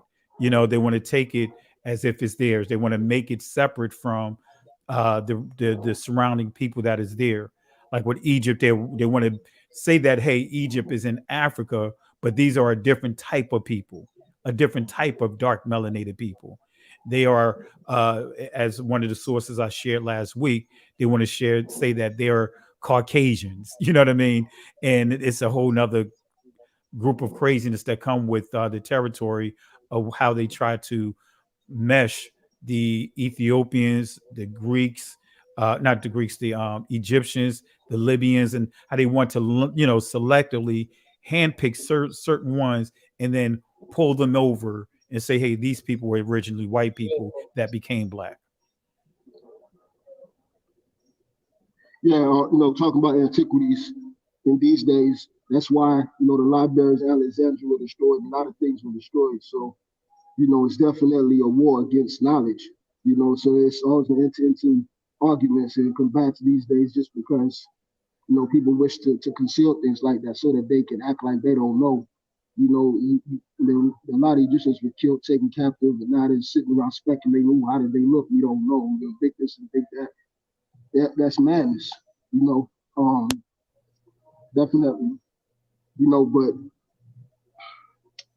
I was going to say something, and I have a lot of things running through my mind right now. Well, hey, I appreciate you just jumping on here. I really, really appreciate it for you jumping on here. I really Oh, yeah, appreciate I'm it. sorry, one more thing. It's a letter in early Christian writings you can easily Google. One is called Titinius Address to the Greeks. That first chapter alone kills everything that they're doing today. I have to go back over it because I have that source. I have that. I got to go back over. I haven't read it in a while, but I'll go back over. You said the first chapter. Just the first chapter. I mean, Okay. it's a very interesting work, but just the first chapter alone shows you their disposition and a lot of stuff that you mentioned on your last video about taking people antiquities. Titinius addressed to the Greeks in early Christian writings.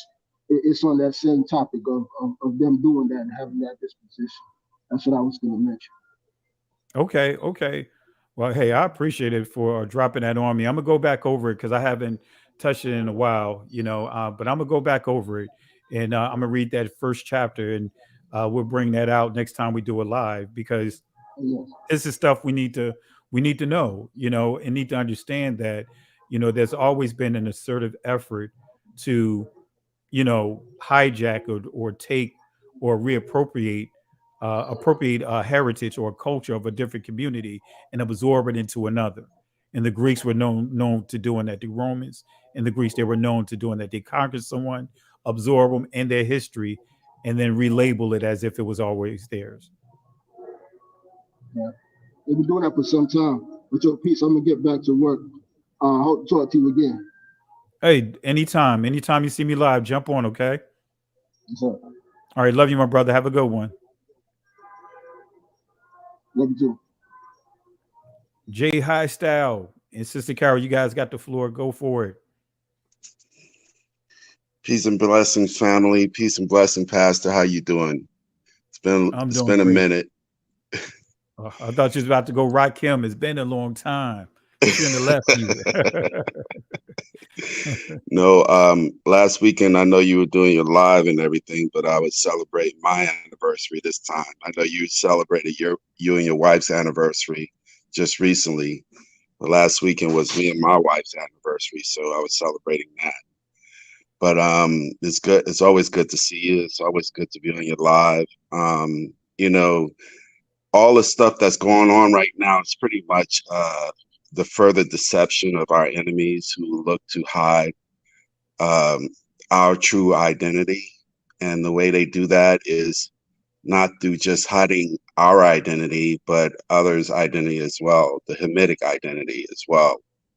Because honestly, if everyone knows who the Egyptians really look like, then it won't point to those 1948 people. It would point to us instead.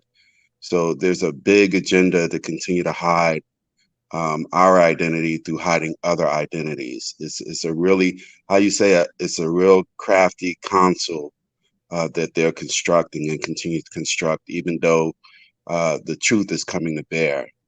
And you know, with that said, they need to just give it up because they're in a losing battle right now because of all the truth that's coming out. Absolutely. And I think what we have to be careful, like many of our brothers and sisters that's in this awakening can make the mistake of is saying like, okay, we're not Africans or we don't look African. There's a lot of stuff that's out there that's kind of, kind of Right. like perpetuating some of the hatred that is out there. Especially when we're dealing with other communities within the continent of Africa. So many won't even say, as you probably noticed, not many are really talking about the Egyptians. This whole situation. I think I'm one of the very few within this awakening that's even talking and having discussions about this. But Mhm. as you already know, if we can see this, they're going to continue to go into other areas. Yeah, it's you know, like I said, you know, it's like a whole web of lies, you know. And in order to further be deceitful, they got to continue to present other lies as well, you know. And after a while, they just got to give it up because it's becoming a lost cause for them. Yeah, yeah. And again, we just have to continue to do what we're doing. Is Right. keep talking about it. Once we start having these type of discussions, then we literally give them what they want. We literally give them what they want. And I believe that we just have to keep talking about it. Hmm. And you know, it's like the mass media, they don't even put that much emphasis on what's going on right now with this whole Netflix thing either.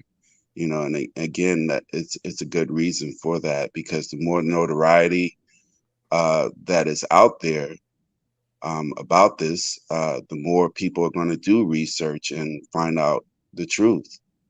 You know, so not even mass media is keeping this up. Yeah. Yeah. Absolutely. I totally agree. I totally agree. Sister Kara, anything you wanted to jump in with? Someone asked a question in chat about what Japhet looked like and what his people look like. They look like us. Um, the Europeans were black. They were Negro before it was invaded by Caucasians. You have black Russians, you had black Irish people, you had black Germans. Um, British, all of that. All that whole nation was dark. They would call the Dark Ages. And even our cousins, the Moors, went over there and lived in that land. So when you ask the question, they look like us.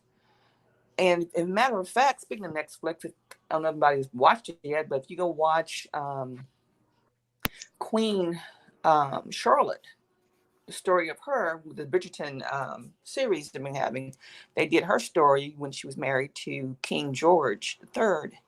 And she was German. She was a Black German. And it's a real life story. And we don't want to dive into the Dark Ages because that, again, raises the flag that we were royalty.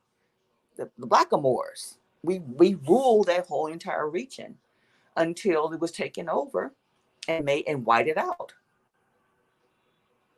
They And just real quick, wiped it all out. and to your point, real quick, because and I think when going back to that question, and I'll just show a source here, family. We can't cover everything tonight, but I'm gonna do as much as I can to answer that question. But I'm gonna show another source that's in one of my videos.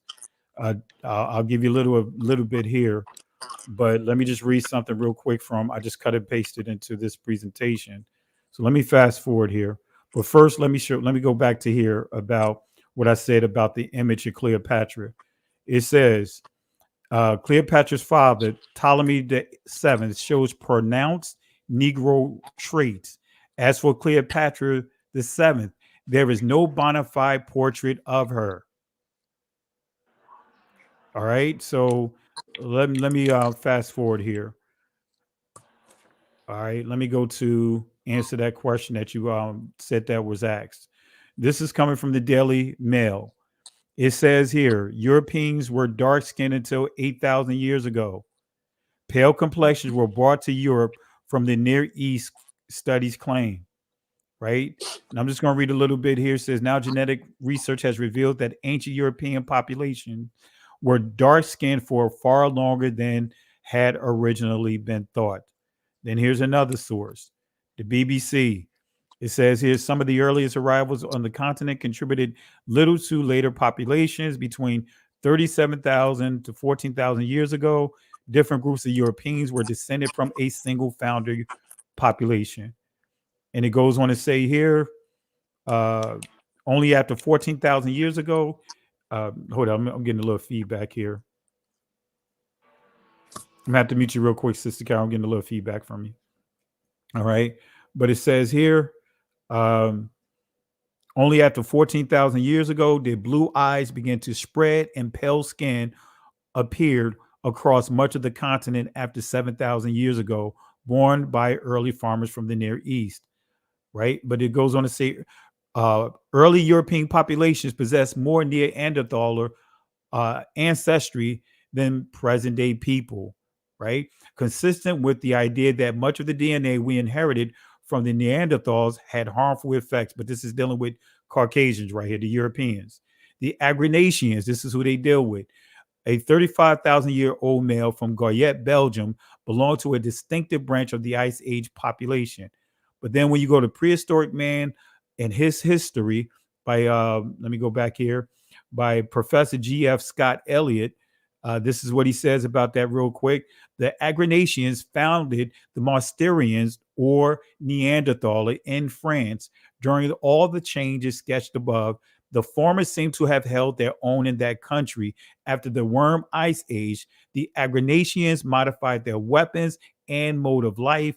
And after the theory which we have adopted became the men of La Madeleine, these Agrinacians and their Magdalenian descendants pervaded all Central and Southern Europe.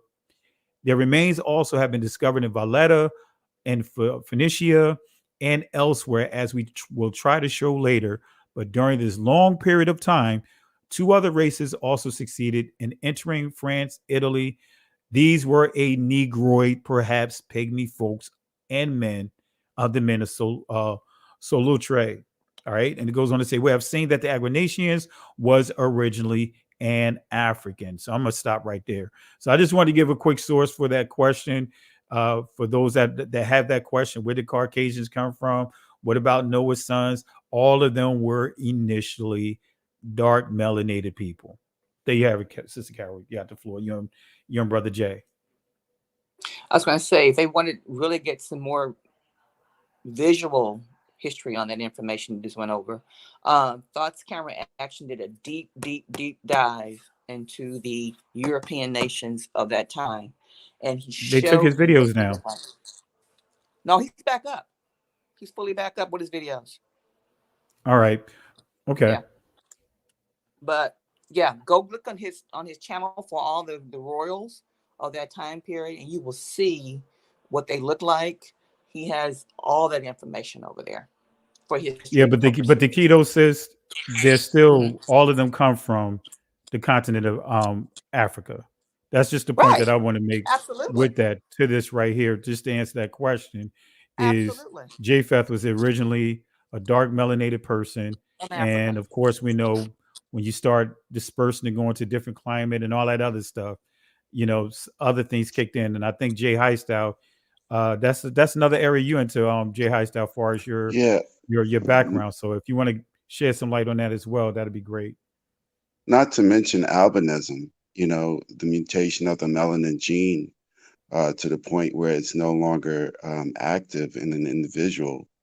And we know that when a person is lacking melanin, they're basically per se white skinned. So I'm thinking that it's more along that line of where you see most of your Caucasian race coming from. We were the original people, and like you're saying, Pastor, from the three sons of Noah, they were all melanated. So yeah, that's most likely what I'm thinking transpired. Now there has been some theory about the Neanderthal, but I believe that was before the flood. So if Noah and his three sons were the only ones that were upon the face of the earth, I would lean more towards the theory of a mutated melanin gene to the point where the Caucasians, they don't have that. So of course they're not going to express that particular phenotype. And that's my thinking. Yeah. Yeah. And again, we're dealing with, like you pointed out, we're dealing with mutations. There was a mutation that occurred. And albinism, that is a mutation, and it can be passed down, albinism. So but yeah, definitely appreciate it. We have Malayu, excuse me if I mess up, if I butcher your name, my apologies. That's okay, Pastor Kelly. It's Michelle. I just use that's my handle. This seems like a relative, maybe since the first of all, hello everyone. Hello. It seems like it's been forever since we've gotten a really good study, and I kind of miss everyone a little bit. So it's good to be back on and to actually hear and see everyone again. This seems like a fairly recent phenomenon, I guess, maybe with the emergence of social media and the internet. I grew up even though my foundational home is Virginia, I grew up in California. And my parents, of course, we would go to Oakland. We were about an hour from Oakland. And I don't know what you know about Oakland, but it has a very rich community in terms of even like the Black culture, right? And you had the 5%ers. You had you did have the Hebrew community, and I guess without going through down the list and the line, you really did have the more of a conscious community even back then. So you did get a lot of exposure to our history and really just the blanket committed statement that we were everywhere. We were conquered everywhere. But just as another resource, I know when I was in school 100 years ago, one of the books that was important for us. We study this in humanities, and it's a good starting point for people. I don't know if you're homeschooling or whatever, but it was they came before, or we came before Columbus. I need to get my. I think I Yeah, they still may came have it before on my wall. Columbus. Yeah, they came before Columbus, and Yeah, I had that book. it's a pivotal. It was a pivotal book for me at that age. It just helped me to really be grounded, and the reason that I like it is because I think it's a good book for young people to start to push forward in knowing just that broad history, the rich history of our people. You know, I think we get so caught up in, you know, these ideas. Of course, we know who we are, but in terms of the Black family as a whole, not understanding that it can all be true. It is all true, right? We were everywhere, even though we don't all identify as Hebrew. We're not all Hebrew, but you know, it can still be all true. It all ties in together, and you know, I think that's just a good place to start for people if they have any interest in wanting to, if any homeschoolers or anyone that has interest in really sort of diving into that history. That was a really good place for me to start when I was younger. Okay. Okay. Yeah. Because yeah, like I said, I have that book, Yeah. and there's some great information in it. It even talks about, some of the people here, Native Americans, being Mhm. Hebrews. You know, Mhm. so it's a good book. Definitely a good Yeah, it read. is. Yeah. Any other comments you want to have as I No, I'm let glad Sister Carol you J. came back around to this. I don't know if we're doing the trash can tonight, but I would like to actually put Piers Morgan in the trash can because I don't know if anyone else remembers, you know, and I think you used a clip from that BBC article, which he is actually either was or is employed by the BBC. So he should have had that frame of reference, knowing that there was that African ancestry. They were the ones that actually uh, created that documentary. So, you know, you're just going to get more of these blatant lies and and this effort to hide history of our people. But it really does seem like it's ramping up. Yeah, it definitely is. And Piers Morgan, he's a liar. Yeah. He was very deceptive. He brought a comedian on there. He could have easily brought a panelist of Egyptologists and Right. discussed it, but he brought a panel. He brought someone that is a comedian, and then the other person I think was from the LGBTQ Right. community, and you know, trying to defend. You know, why didn't he just bring a true group of panelists, far as Egyptologists and all of that onto there to have a true Mhm. discussion about it. So it was very deceptive. He just did that just to help push the narrative and push, kind of stir up the masses. Right. Stir the pot. And that's all he Um, did. He stirred it up, and there's tons of videos of people giving assessments. And the movie just came out. Documentary just was just released today. mhm. So Yeah. Yeah. Well, I haven't watched it yet. I look forward to it. I was just gonna kind of wait till I had some time, but yeah, I think we're just gonna continue to have these battles. But I want to thank you all for excellent commentary as always, and for the lesson tonight. all right, appreciate it. Thanks for jumping on, and we'll give Piers Morgan the garbage can. Yeah. Have a good night, folks. Right, same to you. All right, Sister Carol and Jay Highstyle, you guys got the floor again. Any other things you guys want to point out? Are we giving the garbage can right now? Oh, if you want, we could go Because ahead and I bring it got down. one. Who was the name of that doctor, that Egyptologist you were talking about earlier? What was his name? The one that was on Piers Morgan, the comedian. No, this was a researcher who was blatantly saying that Egyptians are Caucasians. Oh, Hawaii's. Howie Yeah, Hawaii. Yeah. he definitely needs the garbage can for real. Oh yeah. Oh yeah.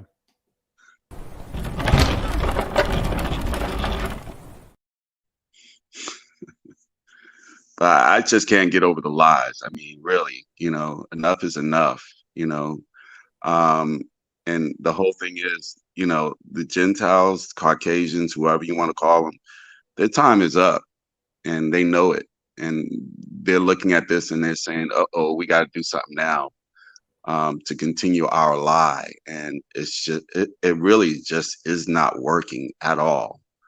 Um, and like I said, they should just give it up already. Yeah.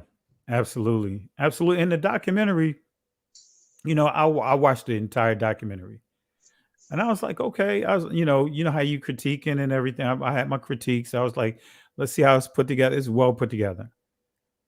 It's Right. well put together. And like I said, if it wasn't, whether it's a sister that's playing it or if they had a white person playing it, it was well put together. Mhm. And now again, I'm sounding like what's that meatballs? I'm sounding like these guys here. It just doesn't matter. It just doesn't matter. It just doesn't matter. It just doesn't matter.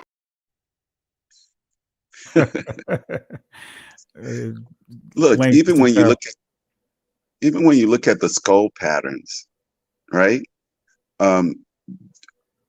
Correct me if I'm wrong, Pastor, but I believe Benaiah even said this, that the skulls were actually dociophalic. And I don't know if that stretches across both Shem and Ham, but with that alone, Caucasians don't have dociophalic skulls. Yeah. So with that alone, that's another proof that no, it wasn't, the Egyptians weren't Caucasian, they were actually black. Yeah. Yeah. Well, they don't want to go there because again, then you have people in Africa that has a very well sophisticated culture well before theirs, and they don't Right. like that. It's a sad That's unfortunate. situation when they got to hijack another people's culture and everything. But I guess that was their whole agenda that really spearheaded hiding true Israel's identity. Like I was saying earlier, that they had Yeah. to do that in order to hide true Israel. So, Yeah. it's like a tangled web of lies that they're now in, and they can't get out of it. Yeah. And the key is once you concede, let's just say, and that's why our brothers have to be careful when they start saying, "Oh, well, you know what? We don't care about the Egyptians. We don't care about Cleopatra. We don't care about this. We don't care about that." Once Gaslighting. like Eddie Murphy said, you give a, he ain't gonna say what he said, but he said you give a brother man a rope, he'll take a yard. You know what I mean? Right. I don't know if you remember that in this stand up. He's like, Mhm. give a nigger. They want to take a look, take a yard. Give them a, what he said. What he said? Yeah, give them an inch. They want to Take take a a mile. yard. Yeah, something like that. Give them Yeah. a rope. They want to be a cowboy. So, Yeah. all right, Sister Carol, what else you got? Put your people in the trash can. Huh? All the Negroes that's calling Cleopatra white. I'm here more your people calling her white than the white people calling her white. The white people are I calling don't her know. black. I'm The hearing both Negroes sides. are I'm hearing calling just her. as much because it's so many out there. If you just Google, No, I hear you black go on folks saying YouTube, you it. see so many. I'm saying from what I came in contact with, so most of the on large platforms all joining in. Yeah, there's some brothers and sisters there, but primarily the ones Some, a I've bunch of seen them. has been Caucasians. So, I'm Sister sick. Carol, I'm you're sick of talking them. about your hop and bobs. No, I'm talking about you Negroes. Yeah, Negro Sister kings. Carol, what's going on with you tonight, Sister Carol? What's going on? You all right? I don't like your people. I'm gonna find me Well, another race of you all people to right, be with. Sister Carol? No, I'm not. Magic. You sound grumpy right now. What's up? You all right, Sister Carol? Nope. Huh? Hey, she started off Nope. trying to blame me, Pastor, earlier Sure did. for Still the do. little snafu you were having in July. She was trying to blame me again. But your clips wouldn't work. I She just wants to had throw me clips. under the bus.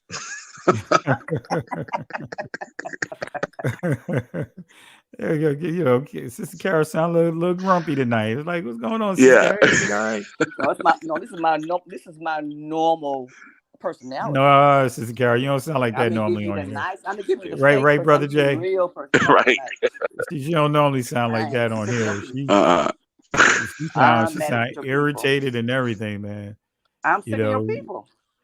I no, am don't sick say of sick them. of my people. They're sick of your people, whoever you No, came in I don't contact claim with. them. I You don't know, I claim them mean, no more. no, you gotta Let me come say down, Sister something to Carol. them. You Let me gotta say come something. down, Sister Carol. You gotta come down, Sister I'm Carol. just saying. I'm just speaking You facts. gotta come You tell down. them You gotta come something. down. Sister Carol, Okay, Sister I'll do Carol, you that. know what? You know what? It just doesn't matter. It just doesn't matter. It just doesn't matter. It just doesn't matter. It just doesn't matter. It just doesn't matter. It just doesn't matter. It just doesn't matter. It just doesn't matter. It just doesn't matter. It just doesn't matter. It just doesn't matter.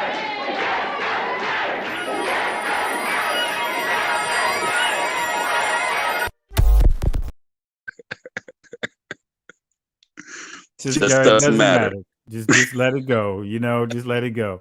We had a great lesson tonight. Just let it go. Just let it go. All right. All right, Sister Carol. So who you want to throw in the garbage can, Sister Carol, outside of throwing our brothers and sisters in there?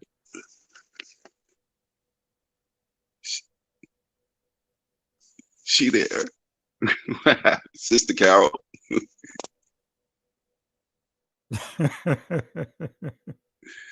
Oh man, I wish I had my other ones here. Some of my other animations here. Where is it? Where is it? I thought I had it here. Nope, I didn't upload the new one here.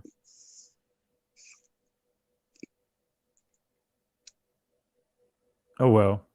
All right. All right. Jihad style. Any last things you want to share with the people before we wrap up Yeah, here? we just gotta continue to keep our eyes open, stay vigilant, because they're trying to throw some things at us to lull us back to sleep, and it's just not working for those of us that are really awake. And like you said earlier, we just have to continue to spread the word, and get the truth out there. That's going to help combat their agenda, their continued agenda. And that's pretty much it. They definitely want to keep it going because they know their end is near. And so, we're just going to have to keep doing what we're doing.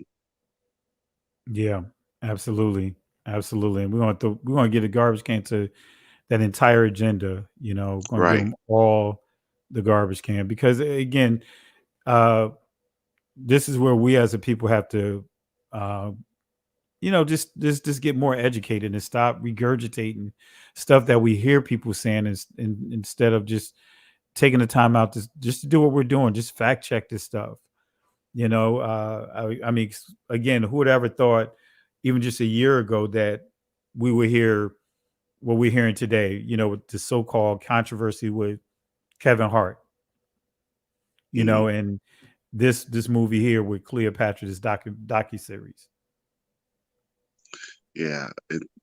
The more we discuss, the more we bring out the truth, the more we denounce what's going on right now. I mean, that's the bottom line. And those that are in those positions, such as Kevin Hart, they're even though they're giving little tidbits here and there of the truth, they're really scared themselves because they don't want to mess up their lifestyle. But again, the truth has to get out there, and it will. It will. We Yeah. just got to stay focused and stay diligent, and continue to do that. Put in that work. Absolutely, absolutely. Well, Appreciate your family for jumping on here on J High Style. Appreciate you, Sister Carol, for jumping Bless on. you. Sister Carol, you still there? Yeah, I don't know. yeah. Oh, there she is. You know what, Sister Carol? You know what? I'm gonna have you gonna make me pull this out on you. I don't care. Where is it? Pull it out. Pull everything out. I'm 60 and I don't care. Pull it out. Pull it out. Who is this person who speaks to me as though I needed his advice? I have declared Philip my High Counselor. Is he qualified? I am skilled in the arts of war and military tactics, sir. Are you? And tell me, what advice would you offer on the present situation?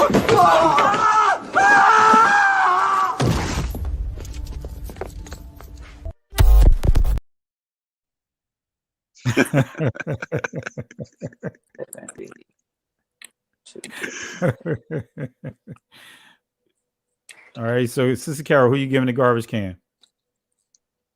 I don't have anybody. I already All told right, you Sister I Carol, want your people.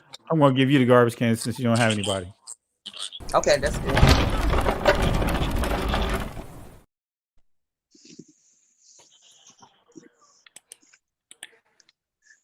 This, in the words of Moses, as he encouraged Israel in Exodus chapter 14, verse 13 to 14, with the Egyptians coming at them unexpectedly, the Most High gave them these encouraging words to give to the people. It said, "Fear ye not, stand still, see the salvation of Yahweh." These Egyptians that you see here today, you don't ever have to deal with them ever again. They will not have any power over you. The Most High will fight for you, but the kicker is you have to hold your peace. In other words, you have to be quiet. We have to be quiet. We have to understand the importance of calculated silence. Can't go back, can't stay here, keep moving forward. Listen, Genesis chapter 11, verse 10 explains the genealogy of Shem. Shem was a black man in Africa. If you repeat this back, Genesis 14, verse 13, Abraham steps on the scene. Being a descendant of Shem, which is a fact, means Abraham too was black. Abraham, born in the city of a black man, called Nimrod, grandson of Ham. Ham had 4 sons. One was named Canaan. Here, let me do some explaining. Abraham, Isaac was Jacob had 12 sons, for real, and these were the children of Israel. According to Genesis chapter 10, these were the children of Israel.